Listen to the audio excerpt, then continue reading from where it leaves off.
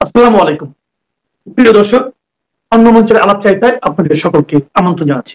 দর্শক, আওয়ামী লীগ সভাপতি শেখ হাসিনা গতকালকে যে 3টি আন্তর্জাতিক গণমাধ্যমে সাক্ষাৎকার দিয়েছেন সেটি নিয়ে দেশের সর্বত্র আলাপ আলোচনা চলছে। বলতে পারেন এটি টক অফ দ্য কান্ট্রি। শুধু টক অফ দ্য কান্ট্রি নয়, বিশ্বের যেখানে যেখানে বাংলা ভাষাভাষী আছে, বাংলাদেশের নাগরিকরা আছেন, সেখানেও এটি নিয়ে কিন্তু চুলচেরা বিশ্লেষণ হচ্ছে। আমাদের দেশের ভিতরে আমরা যদি একটু তাকাই তাহলে দেখবো যে এক পক্ষের মনের মধ্যে বেশ অস্বস্তি আছে, আরেক পক্ষ অস্বস্তি ঠিক নাই কিন্তু আবার মেনেও নিতে পারছে না।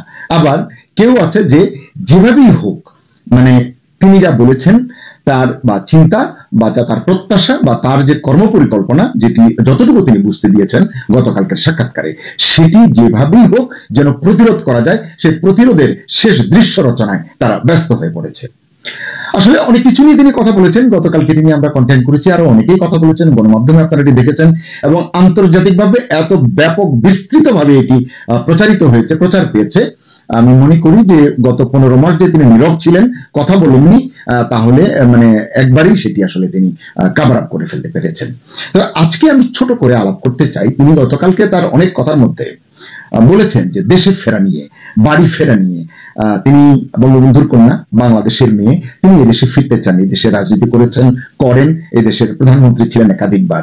তিনি এই ফেরা নিয়ে আসলে কি বলেছেন, কি বোঝাতে চেয়েছেন, আমরা কতটা বুঝেছি, সরকার বা তার লোকজন আসলে কতটা বুঝতে পেরেছে?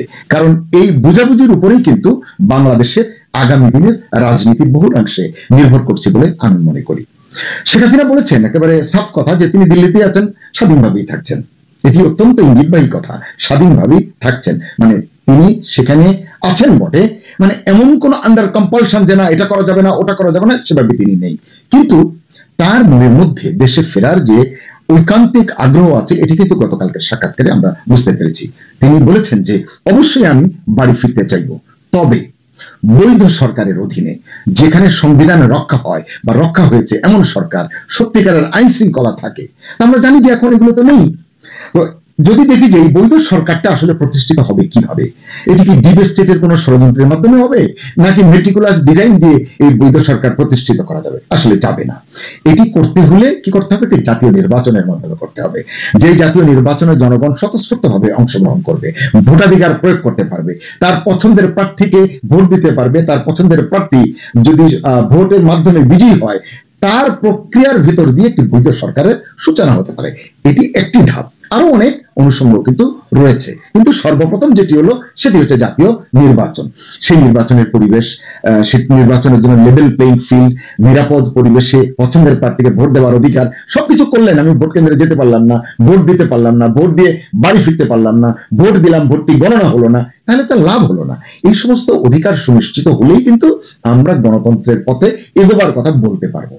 আমরা জানি আগামী বছরের ফেব্রুয়ারিতে জাতীয় নির্বাচন আয়োজনের ঘোষণা করা হয়েছে, জানি না শেষ পর্যন্ত নির্বাচনটি হবে কিনা, এটি নিয়ে আসলে কেউ এখনো নিশ্চিত নয়। আমরা এবার জানি যে এবারের ভোট মানে ভোটারের সংখ্যা হচ্ছে 12,60,00,000-এর বেশি, 61 বা 63 লাখের মতো, এরকম বেশি। তো এর ভিতরে যদি আমরা গত বহুবারে সবচেয়ে কম যেবার ভোট পেয়েছে বাংলাদেশ আওয়ামী লীগ, সেটিও যদি বিবেচনায় আনি, তাহলে দেখা যাচ্ছে একেবারে কমপক্ষে 30-35% ভোট মানে নির্বাচনে সামিল হতে পারছে না, এটি মনে হচ্ছে। কারণ আওয়ামী লীগকে নিষিদ্ধ করা হয়েছে, তারা নির্বাচনে যাবে না। কেন যাবে না? এই যে 30-35% বাদ দিন, 30 বলুন, 25% বলুন, এত শতাংশ ভোট যাদের ঝুলিতে, তাদেরকে কিন্তু নিষিদ্ধ করে রেখেছে সরকার, অর্থাৎ তাদের কার্যক্রম নিষিদ্ধ করে রেখেছে। নির্বাচন কমিশন তাদের প্রতীককে মানে কি বলে যে অকার্যকর করে রেখেছে, তারা নির্বাচন করতে পারছে না, স্থগিত করে রেখেছে। অবশ্য সরকার বলছে এই যে ভোটাররা 25%, 30%, 35%, তারা চাইলে অন্য কাউকে আসলে ভোট দিতে পারবে। মানে বিষয়টা হচ্ছে এইরকম যে আমার বাবা আছেন একজন, কিন্তু বাবাকে বাবা ডাকতে পারবো না, রাস্তা দিয়ে যাচ্ছে এক লোক, তাকে বাবা ডাকতে হবে, মন চাইলেই আমার তাকে বাবা ডাকতে হবে। শিক্ষিত লোকগুলো কেন এই ধরনের কুপরামর্শ জাতিকে দেয়, এটি আসলে আমার মাথায় ধরে না। কিন্তু এই দলের নেতা মানে বাংলাদেশ আওয়ামী লীগের সভাপতি শেখ হাসিনা বলছেন তার দলকে, মানে আওয়ামী লীগকে নির্বাচনে অংশ নেবার সুযোগ না দিলে তার সমর্থকরা ভোট কেন্দ্রে যাবে না, মানে ভোট দেবে না। তার মানে এটি তাদের এটি কৌশল, তারা তাদের মানে কি বলে নেতাদেরকে, কর্মীদেরকে বলবে তোমরা ভোট কেন্দ্রে যেও না। তো ভোট কেন্দ্রে যেও না কথা থেকে এখানেই শেষ হবে, ভোট কেন্দ্রে যেও না বা কাউকে যেতে দিও না, এরকমও কিন্তু হতে পারে। এই অনুল্লিখিত অপ্রকাশ্য কথাটি বুঝতে পারাটাও কিন্তু একটা বিষয়। এটি যারা বুঝতে পারবে না তারা কিন্তু পরিস্থিতি সামাল দিতে পারবে না, আমার মতো ক্ষুদ্র একজন মানুষ এটি মনে করে। কারণ আমি বলছি কেন এই কথাগুলো, শেখ হাসিনার এই কথাকে যদি শুধু কথার কথা হিসেবে আমরা গ্রহণ করি বা বিবেচনা করি তাহলে চরম ভুল করা হবে, সরকারও আসলে এটি ভুল করবে। প্রথমত আওয়ামী লীগ যারা করে, কারা করে আওয়ামী লীগ? তারা কি আমার আপনার কথা অন্য কাউকে ভোট দেবে? তারা কি আমার আপনার কথা সহজে প্রভাবিত হবে? অতীতে হয়েছে না এখন হবে? টাকা দেবেন, টাকা নেবে, কিন্তু ভোটটা আপনাকে দেবে না, ভোট কেন্দ্রেও যাবে না, গেলে উল্টো কাজটাই করবে। লাভ কি হবে তাহলে? তারা কেন্দ্রের মানে আওয়ামী লীগের কেন্দ্রীয় যে নেতা সভাপতি শেখ হাসিনা তিনি যদি নির্দেশ দেন তারা কিন্তু তার নির্দেশের বাইরে যাবে না। এটি কিন্তু ভালোভাবে মাথায় ঢোকানো দরকার যারা নির্বাচন নিয়ে এত চিন্তা ভাবনা করছেন। শেখ হাসিনা তো স্পষ্ট করে বলেছেন লক্ষ লক্ষ আওয়ামী লীগ সমর্থক এটাকে এই যে নির্বাচন থেকে বাদ দেওয়া হচ্ছে এটাকে তিনি শুধু অনৈতিক বলছেন না, বলছেন এটি আত্মঘাতীয়, এটি রাজনীতির জন্য, গণতন্ত্রের জন্য। তার স্পষ্ট ভাষ্য হচ্ছে আওয়ামী লীগের লক্ষ লক্ষ কর্মী সমর্থককে রাজনৈতিক ব্যবস্থা থেকে বাদ দেওয়া যায় না। কথা সত্য। আমি বলি বাদ দিয়ে আর যাই হোক না কেন সেটা নির্বাচন হবে না, সেটা গণতন্ত্রের জন্য শুভ হবে না। এই যে প্রফেসর ইউনূস কথায় কথায় বলেন ইউনিক নির্বাচন, ভালো নির্বাচন, ঐতিহাসিক নির্বাচন, নির্বাচন সম্পর্কে ন্যূনতম ধারণা থাকলে এই ধরনের মানে আকাশ কুসুম কল্পনার কথা তিনি মানে প্রকাশ করতেন বলে আমার মনে হয় না। এখানটাতেই আসলে আমি যত কথাই বলি না কেন, আমাকে কে কি বলবেন আমি জানি না, আমি সেটা পরোয়াও করি না। এখানটাতেই কিছু মাথামোটা বুদ্ধিজীবী গলা ফাটাবে। গলা ফাটিয়ে কি বলবে? এখন এত নীতিকতা কোথা থেকে বলেন? 16 বছর কোথায় ছিলেন? শেখ হাসিনা কি করেছিলেন? 3টা ভোট যেভাবে করেছেন সেগুলোকে কি ভোট বলা যায়? তখন আপনারা কোথায় ছিলেন? তাহলে কেন এখন আওয়ামী লীগের জন্য এত মায়া কান্না করছেন? আরে সাহেব, সব কথা ঠিক আছে, শেখ হাসিনা ভুল করেছেন, ভুলের শাস্তি পাচ্ছেন, প্রায়শ্চিত্ত করছেন, অন্যায় শেখ হাসিনা করেছেন, এই ভোটকে তিনি প্রহসনে পরিণত করেছেন। তাই বলে আপনারাও শেখ হাসিনাকে অনুসরণ করবেন, তার দেখানো ভুল পথেই হাঁটবেন, গণতন্ত্রের জন্য কাঁদবেন, কেঁদে বুক ভাসাবেন, আবার কাজ সেটাই করবেন যেটা শেখ হাসিনা করে গেছেন, যেটার সমালোচনা আপনারা করেন হরহামেশা। তাহলে শেখ হাসিনা এবং আপনাদের মধ্যে পার্থক্য কি? কোথায়? গদিটাই আসলে চাই, এটাই হচ্ছে মূল বিষয়। তাই যেন তেন একটা নির্বাচন করলে তা আসলে বিশ্ববাসীর কাছে মর্যাদা পাবে না, স্বীকৃতি পাবে না, আমার এটি ধারণা। আপনাদের কি মনে হয়? আপনারা ভালো বলতে পারবেন।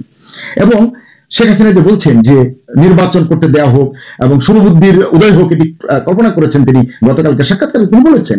আমি বলতে চাই যে এই সুযোগটা সরকার নিচ্ছে না কেন? আওয়ামী লীগকে নির্বাচন করতে সুযোগ দিচ্ছে না কেন? জনগণ যদি আওয়ামী লীগকে প্রত্যাখ্যান করে, করবে। মুসলিম লীগকে করেছে না? মুসলিম লীগকে কি নির্বাহী আদেশ দিয়ে ইউনূস বাতিল করেছেন না অন্য কেউ করেছে? কেউ তো করেনি, জনগণই প্রত্যাখ্যান করেছে।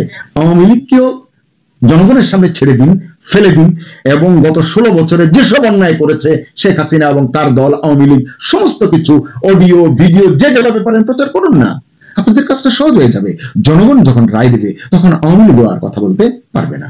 কিন্তু এখন যদি আপনাদের মনেই ভয় থাকে যে আওয়ামী লীগকে নির্বাচন করতে দিলাম, সুযোগ দিলাম, আর তারা ক্ষমতায় চলে আসলো, কারণ যে কয়টা জরিপ হয়েছে গত 13-14 মাসে, 2-1টি বাদে প্রতিটিতেই আওয়ামী লীগই দেখা গেছে যে মানে সিংহভাগ আসন জয়ী হয়ে ক্ষমতায় বসে যাবে, এরকম একটি চিত্র এসেছে। সেই জন্যই আসলে হয়তো ভয়। মানে এটা যদি হয় সত্যি সত্যি আপনাদের মনের ভেতরের অবস্থা, তাহলে আমার আর বলার কিছু নেই। জনগণকে তো আপনারা প্রতিনিধি নির্বাচনের সুযোগ দিতে চান না, এই কথাটাই কিন্তু তখন প্রতিষ্ঠিত হবে। আমি প্রফেসর ইউনূসকে জিজ্ঞাসা করতে চাই, আপনি ভালো নির্বাচন করতে চান, ইউনিক নির্বাচন, ঐতিহাসিক নির্বাচন করতে চান, জাতির ইতিহাসে না এই পৃথিবীর ইতিহাসে এমন নির্বাচন হয় নাই, এমন নির্বাচনই আপনি করতে চান, ভালো, শুভ উদ্যোগ। তা আপনি যদি কার্যকর রাজনৈতিক ব্যবস্থাই চান তাহলে কোটি কোটি মানুষকে ভোটাধিকার থেকে বঞ্চিত করতে চান কেন? আপনার যুক্তিটা কি একটু বলুন। আপনি তো অনেক কথার জাদুকর, সুন্দর করে বুঝিয়ে বলুন, আমরা বুঝতে পারি কিনা। আপনার কথা বুঝতে পারলে আমরা কনভিন্স হবো, আমরা এই নিয়ে আর টু শব্দ করবো না। আমি কথা দিচ্ছি, আমি কথা বলবো না। আওয়ামী লীগকে বাদ দিয়ে, নির্বাচন থেকে বাদ দিয়ে অবাধ এবং স্বচ্ছ ভোট যদি আপনি করতে পারেন তাহলে তো ভালো। আর যদি না পারেন, এটিকে আপনার যারা আন্তর্জাতিক বন্ধু আছে, বিশ্বব্যাপী আপনার খ্যাতি, তারা কি আসলে এটা মেনে নেবেন? মানবাধিকার সংগঠনগুলো যা বলতে শুরু করেছে, এটি থেকে আপনারা কি বার্তা পাচ্ছেন না? আমার কেন যেন মনে হয় এই সাক্ষাৎকার, মানে গতকালকে যে সাক্ষাৎকারটি শেখ হাসিনা দিয়েছেন, এটি আসলে ইউনূস সরকারকে বেকায়দায় ফেলে দিয়েছে। বিশেষ করে মোহাম্মদ ইউনূসকে আসলে বেজায় হতাশ করেছে আমার ধারণা। কারণ ধারণা করা হয়েছিল গত 14 মাসে 15 মাসে শেখ হাসিনার নীরবতার কারণে যে আন্তর্জাতিকভাবে তিনি হয়তো অগ্রহণযোগ্য, অপান্তীয় একজন মানুষে পরিণত হয়েছেন, কিন্তু সাক্ষাৎকার প্রমাণ করলো যে আন্তর্জাতিকভাবে তাকে অগ্রহণযোগ্য সাবেক শাসকে পরিণত করা যায়নি। অথচ গত 1 বছরের বেশি সময় ধরে শেখ হাসিনার বিরুদ্ধে যেভাবে নানান প্রচার চালানো হয়েছে বিভিন্ন জায়গা থেকে, আমরাও অনেক কথা বলেছি। আন্তর্জাতিক অপরাধ ট্রাইব্যুনালে তার বিরুদ্ধে মানবতা বিরোধী অপরাধের বিচার চলছে, রায়ও মোটামুটি ফাইনাল হয়ে আছে। এত কিছুর পর তো আন্তর্জাতিক পরিসরে শেখ হাসিনা অপান্তি হয়ে যাওয়ার কথা, প্রকৃত অত্যাচারী শাসক হিসেবে অগ্রহণযোগ্য হয়ে ওঠার কথা। কোন আন্তর্জাতিক গণমাধ্যম তার সাক্ষাৎকার নেবে, এটা তো হওয়ার কথা নয়, আসলে অস্বীকার করার কথা। কিন্তু হলো কি? হলো তো ঠিক উল্টোটা। বরং কি দেখা যায়, প্রধান উপদেষ্টা ইউনূস আজকাল বিভিন্ন জায়গায় বিভিন্ন দেশে যখন যান, সাক্ষাৎকার দেন, তার অনেক বক্তব্য বাউন্স ব্যাক করে, নানান বিতর্ক সৃষ্টি হয়। প্রশ্নকর্তার প্রশ্নের উত্তর দিতে গিয়ে তিনি খেয়ে হারিয়ে ফেলেন। এই কথার জাদুকর, কথা খুঁজে পান না, প্রশ্নের ফাঁদে আটকে যান। চেতাম হাউসে বলেন আর সাংবাদিক মেহেদী হাসান বলেন বা যেখানেই বলেন না কেন, তিনি কিন্তু বারবার বিব্রত হয়েছেন। মনে হতে পারে যে আমি তার পক্ষে কথা বলছি না, আমি আপনাদেরকে সতর্ক করছি, আপনারা বুঝুন। বুঝলে কি লাভ হবে সেটি আপনাদের পকেটে যাবে, আমার পকেটে যাবে না। বরং এখন বিভিন্ন কূটনৈতিক মহল বলছেন, বিশ্ব মানবাধিকার সংস্থাগুলোর কার্যক্রম বলছে, তারা যেসব পদক্ষেপ নিচ্ছে, শেখ হাসিনাকে সমহিমায় বাংলাদেশে ফেরানোর আয়োজনেই এখন ব্যস্ত নাকি অনেকে। এই তালিকায় এতদিন আমরা শুধু ভাবতাম যে নয়াদিল্লি আছে, শোনা যাচ্ছে এখন আরো অনেকেই এই তালিকায় সামিল হচ্ছেন। সবচেয়ে বড় কথা, দেশের মধ্যে এক ধরনের ঢেউ উঠে গেছে। এটি আপনাদের দেখতে হবে, বুঝতে হবে, পড়তে হবে। বিনীতভাবে অনুরোধ জানাচ্ছি। কি ঢেউ? এই ঢেউ হচ্ছে তারা শেখ হাসিনাকে চায়, আবার চায়। এই ঢেউ শেষ পর্যন্ত কোথায় গিয়ে শেষ হবে আল্লাহ মালুম। শেখ হাসিনা যে সমহিমায় ফিরবার পথ তৈরি করছেন, তারই প্রথম পদক্ষেপ হিসেবে আন্তর্জাতিক মিডিয়ায় মুখ খুলেছেন। এটাই তাকে আবারও আন্তর্জাতিক মঞ্চে নিজের বক্তব্য এবং অবস্থান নিয়ে দাঁড়াতে সাহায্য করবে, এমনটা বিশ্লেষকরাই বলছেন। এর পরের খেলা নিশ্চিতভাবেই খেলবে ভারত, এটি আমি মনে করি। এবং গোল দেওয়ার পরে, গোল একটা হবে, গোল দেওয়ার পর হাততালি দেবে জানেন? হাততালি দেবে আর সিটি বাজাবে বাংলাদেশের আপামর জনগণ, যারা ওই ঢেউ তুলেছে, যারা এখন শেখ হাসিনাকে চায়। আপনাদের সীমাহীন ব্যর্থতার কারণে, অযোগ্যতার কারণে, অথর্বতার কারণে। আমার কথায় কারো খারাপ লাগতে পারে, এজন্য আমি দুঃখ প্রকাশ করছি। কিন্তু যারা রাজনীতি করে দেশের চেহারা বদলাতে চান, মানুষের ভাগ্য বদলাতে চান, কিন্তু আগামীকাল কি হবে, পরশু কি হতে পারে, তা আজকে অনুধাবন করতে পারেন না, এই দূরদৃষ্টি যাদের নেই, এমন অকাল কুষ্মাণ্ড রাজনীতি দিয়ে বাংলাদেশের আসলে কিচ্ছু হবে না। আমি কিচ্ছু বলতে পারতাম, ব্যঙ্গ করেই বললাম কিচ্ছু হবে না। শেষ করি, বাংলাদেশে চলমান রাজনৈতিক উত্তেজনার মাঝে হাসিনার সাক্ষাৎকার এবং দেশে ফেরার শর্ত নতুন করে বেশ কিছু আলোচনার জন্ম দিয়েছে। এখন